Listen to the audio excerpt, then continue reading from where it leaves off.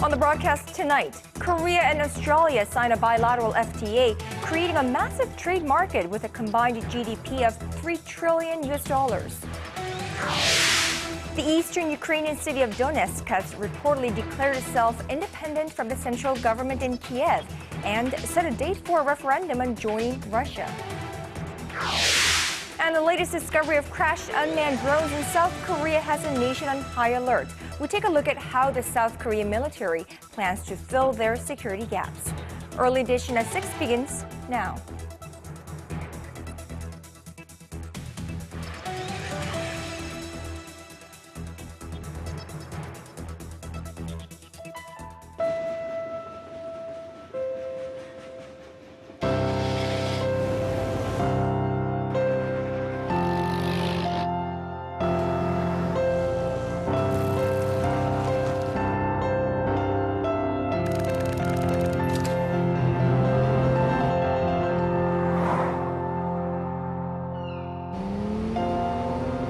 당신의 유럽은 어디였나요? Excellence in flight. Korean Air.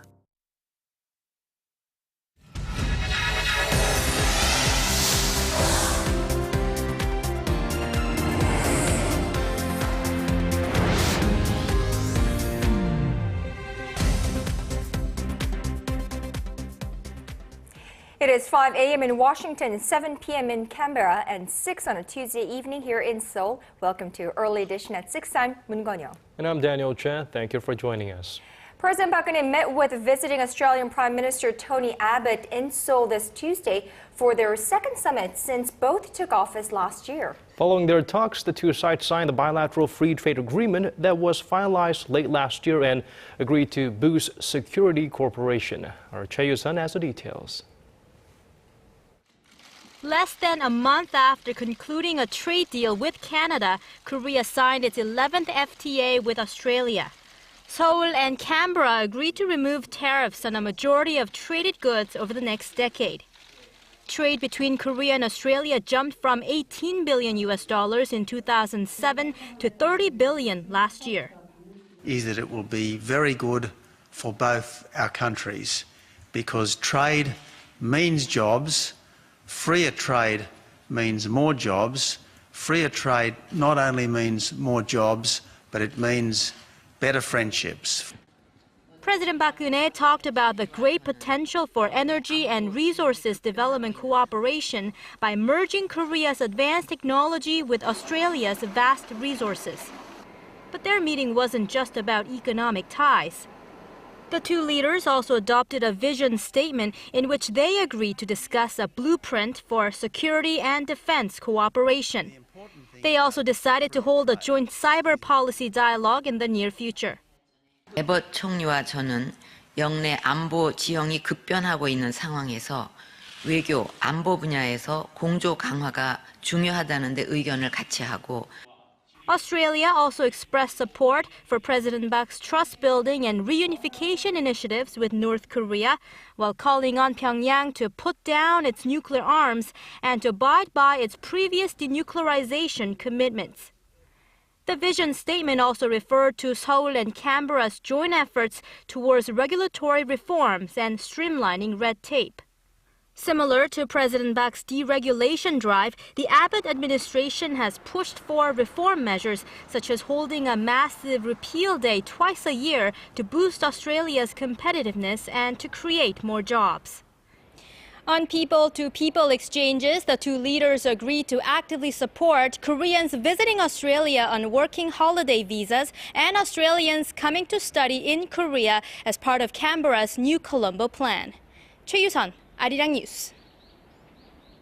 Now, with this FTA signed, nearly 60% of Korea's total exports will either be exempt or subject to reduced tariffs. Our economics correspondent Na Hyun-kyung takes a look at and the benefits and, of course, the concerns resulting from the Seoul-Canberra deal.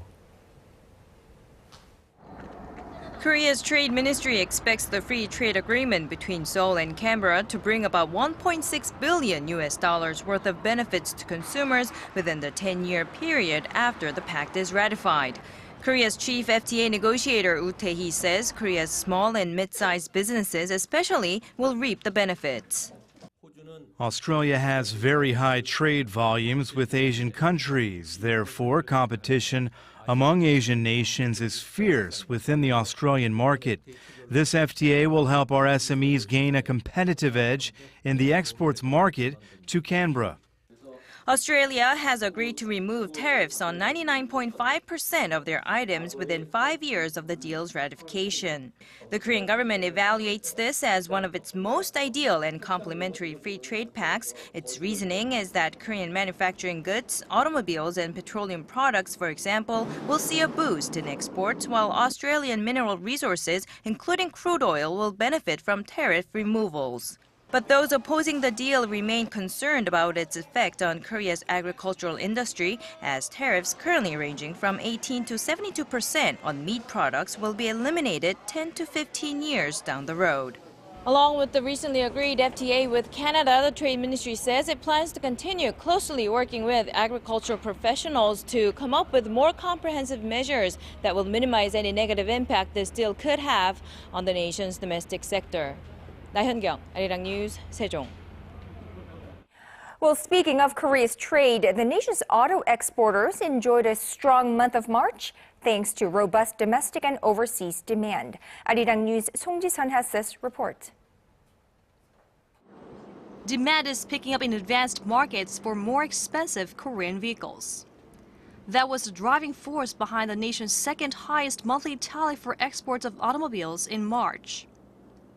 According to Trade Ministry on Tuesday, auto exports last month came to nearly $4.7 billion, just $500 million short of the record set just 4 months earlier. This thanks to overseas demand for high value-added cars like large sedans and recreational vehicles. Orders for SUVs surged more than 26% from a year ago, a hint that the U.S. economy may be on the road to recovery. On the other hand, subcompact and small-sized cars saw relatively weaker growth. All indicators, including production, domestic and overseas sales, marked strong growth compared to the same month last year. Domestic consumer sentiment picked up with the launch of new models, and sales of imported cars also spiked 30% from last year to represent 11% of the domestic market share. Song Ji-sun, Arirang News. Samsung has forecast yet another drop in profits. The world's biggest smartphone maker says it is on track to post a second straight quarter of profit decline as slowing smartphone sales continue to weigh on earnings. But as our Kim Ji-yeon reports, analysts also see a silver lining. Just shy of $8 billion. That's how much operating profit Samsung Electronics banked in the first 3 months of the year. And while the figure is high, the Korean firm may not be pleased.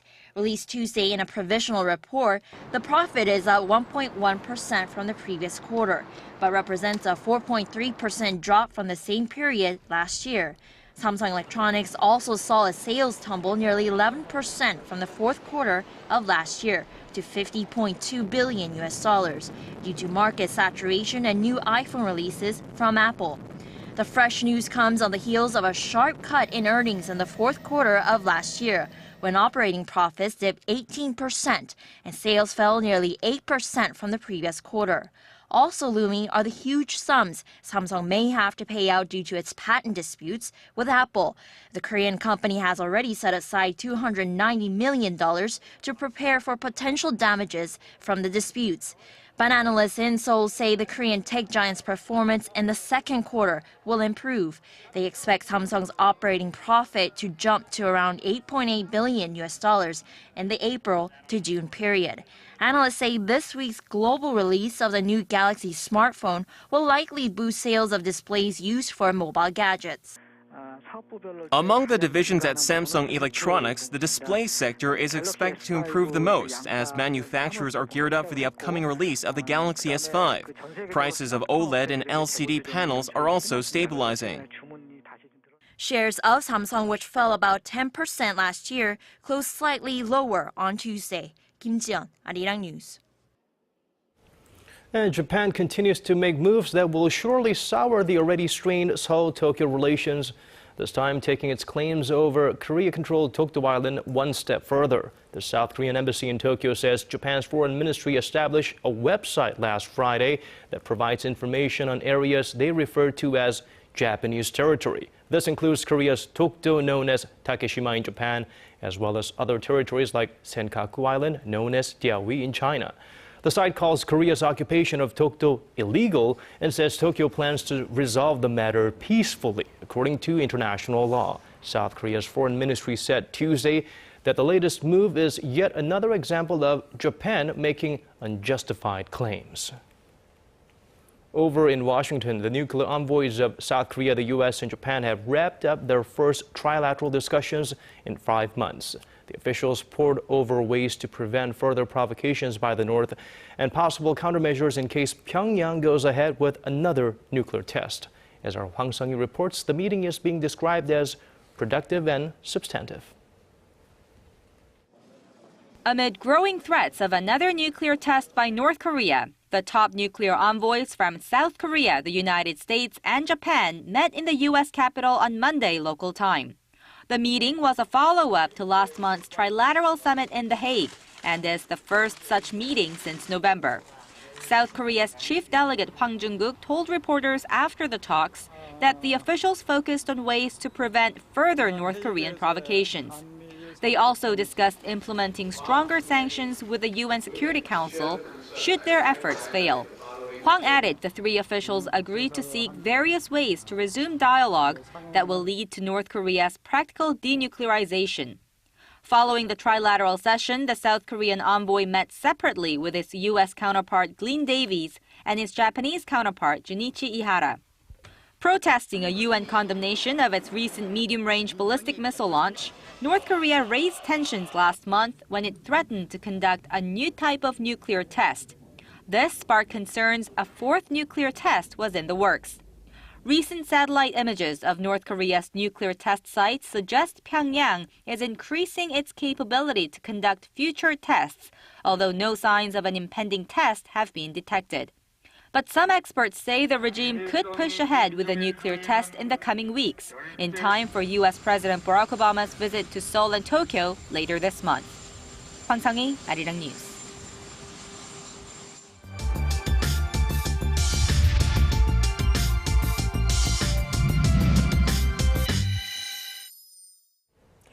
Well, 3 suspected North Korean drones recently slipped into South Korea's air defense network undetected and snapped dozens of pictures of key government and military facilities. Our national defense correspondent Kim Hyun-bin joins us live to tell us more about the immediate threat and the South's plans to prevent recurrences. Hello there, Hyun-bin.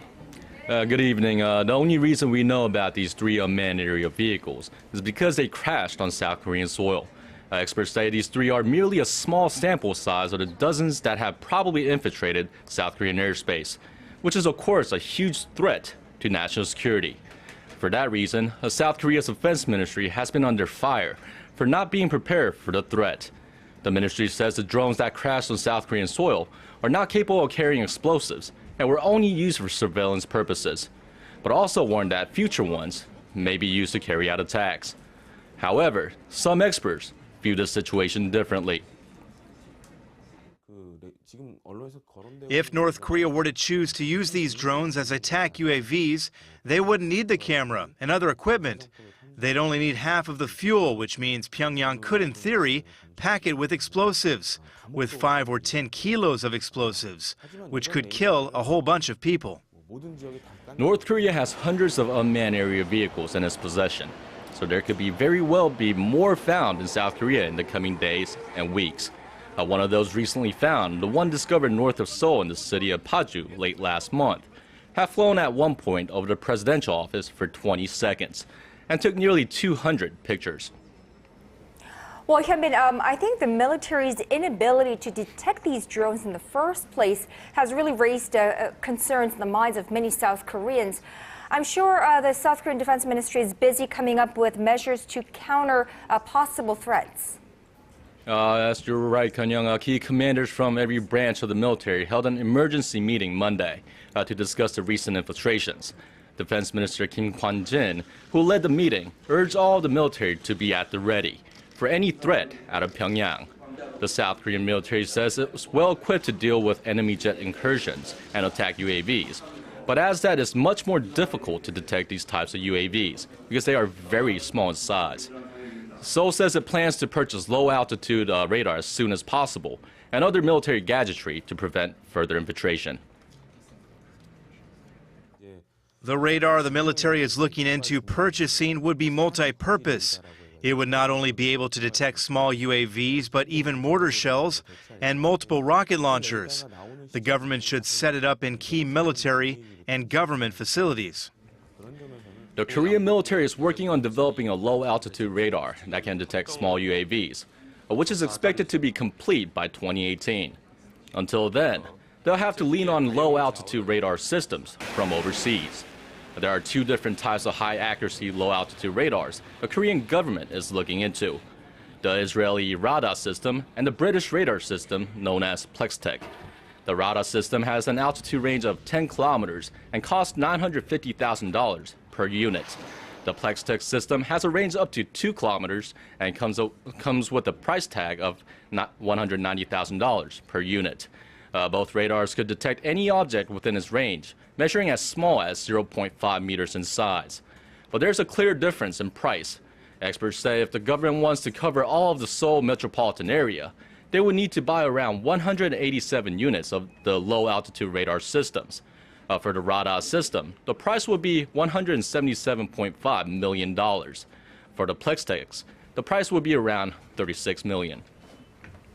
Very pricey indeed, but apparently with the North Korean drones, I believe it's quite affordable, judging by how poor in terms of quality they are. Some even compared it to radio-controlled helicopters and whatnot, but they do get the job done apparently, although they failed to make it across all the way back to North Korea.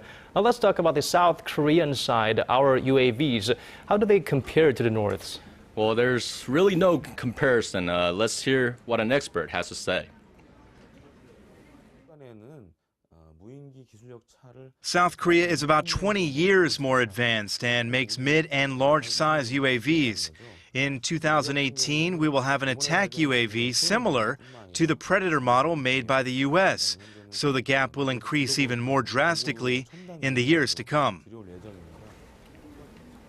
Well, but of course, this is no time to undermine the North's weapons capabilities, and we should always be prepared for all possible scenarios, because, as we all know, it's always better to be safe than sorry. All right, Kim Hyun-bin, Arirang's national defense correspondent, thank you. Not facing. We apologize. We're all destroyed. Digging deeper, getting to the bottom of stories that impact your life. Talking with you on air and online. Connecting you with experts on the world's most pressing issues.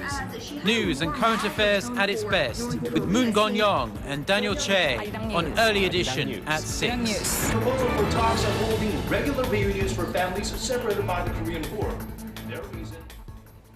Shifting our focus to the nation's domestic politics, the newest opposition bloc in the country appears to be backtracking on its pledge to abolish a party nomination system ahead of the June 4th local elections. An Tae-soo, co-leader of the New Politics Alliance for Democracy, said Tuesday that the party would make a final decision after taking into equal account votes by party members and public opinion.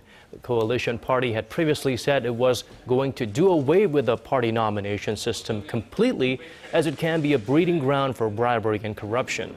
An's announcement comes one day after the presidential office of Chung Hwa-dae turned down his request to meet with President Park Geun-hye for talks on scrapping the party-centered nomination systems. And Korea's fiscal soundness worsened slightly last year, something the government is attributing to the provision of extra budgetary funds to boost the local economy. Our Hwang Ji-hye has the details. Korea's finance ministry said Tuesday that the nation's sovereign debt, including that of regional governments, came to around 483 trillion won, or roughly $460 billion last year. That is up around $40 billion from 2012.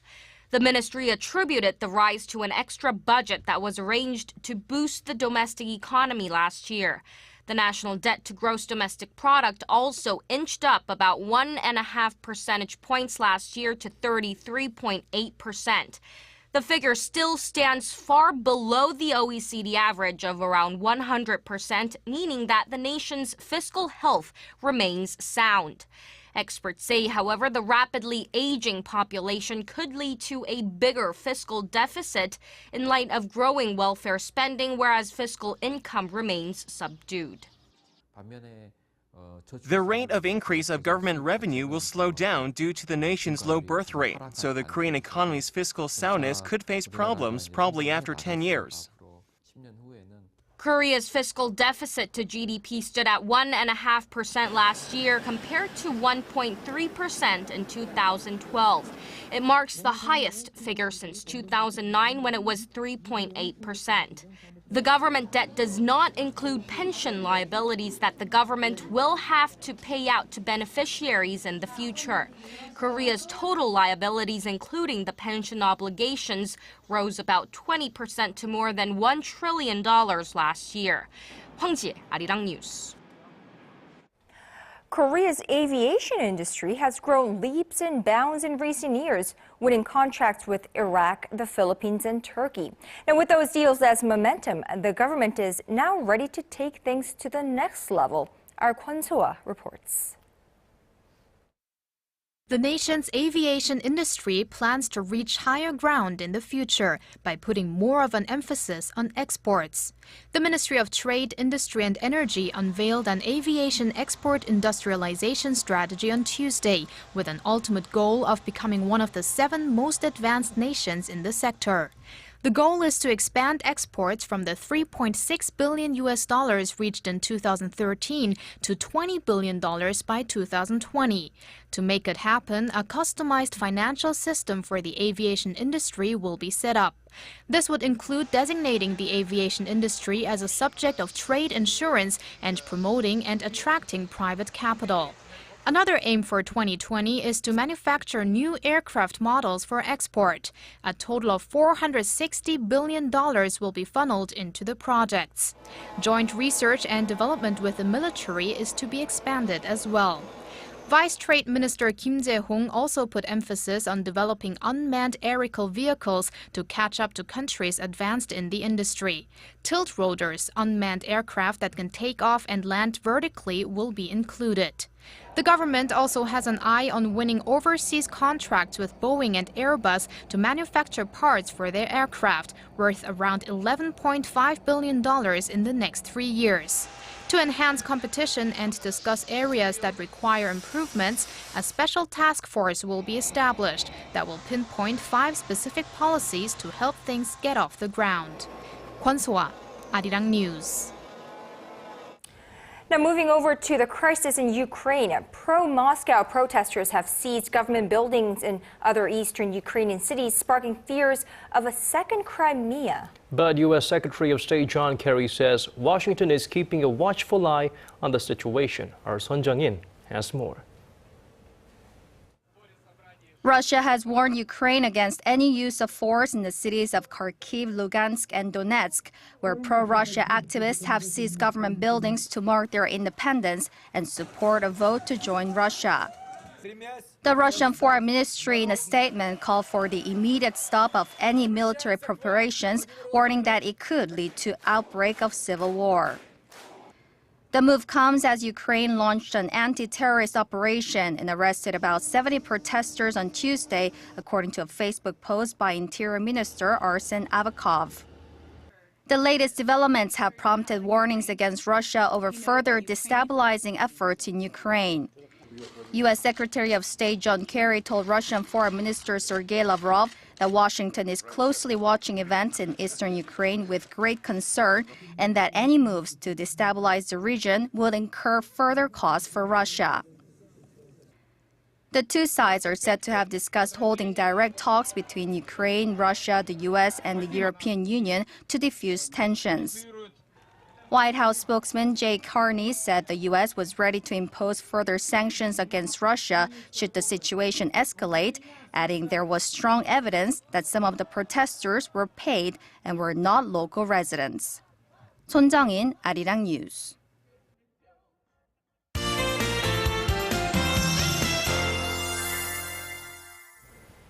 Well, it was a warm, sunny day here in the nation's capital, but let's check in with our Michelle Park for more details. Michelle, because of this gorgeous weather, more people seem to be taking advantage of the outdoors. I noticed that too, Kanyang, and the warm conditions have also been great for people who are out planting trees and flowers as part of the extended Arbor Day efforts. So basically, it's the perfect time to get outdoors and absorb some vitamin D. Right, and for those of you who may have forgotten, I hope this lovely weather encourages you to go out and plant some trees. Now for tomorrow's conditions, we are expecting another nice sunny day tomorrow. However, due to the influence of this unseasonably warm temperature, we are expecting more dry weather conditions as well until the nationwide rain that is in the forecast this weekend. Now going over to tomorrow's readings, Seoul starts off the morning at 7 degrees and gets up 20 in the afternoon. Meanwhile, the southern cities such as Daegu and Busan will get up to 26 and 21 degrees. Now moving over to other regions, Jeju Island hits 17 degrees, Dokdo peaks at 18, while Mangkumgang tops out at 15. Well, that's all for now. I'm Michelle Park, and have a wonderful evening. Thank you for that, Michelle. And that brings us to the end of our newscast. Thank you for watching. For our viewers in Korea, have a wonderful rest of the evening. And a great start of the day to those of you in other parts of the world. This has been Daniel Che. And I'm Moon Gun-young. We hope to see you back here same time tomorrow. Bye-bye.